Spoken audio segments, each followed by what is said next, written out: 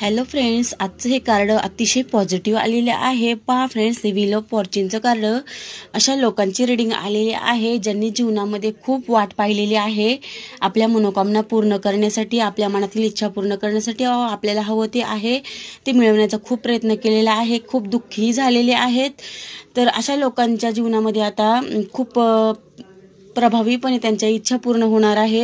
Wheel of फॉर्च्यूनचं card हे सांगत आहे की तुमच्या जीवनामध्ये तुम्ही अचानकपणे असा चेंज येणार आहे की ज्या चेंज तुम्हाला अनपेक्षित होता।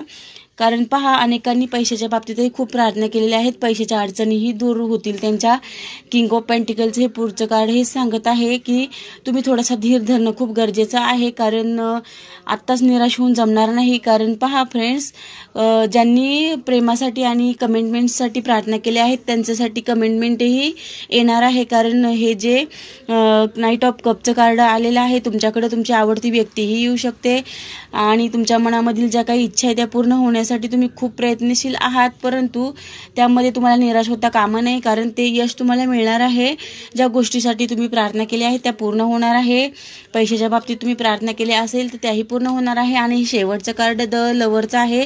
तुमच्या जीवनामध्ये अनपेक्षितपणे कोणी एखादी व्यक्ती येऊ शकते किंवा तुमचं जुनं प्रेमही येऊ शकतं, कारण तुमच्या प्रेमाला तुमची खूप आठवण येत आहे। धन्यवाद। श्री स्वामी समर्थ।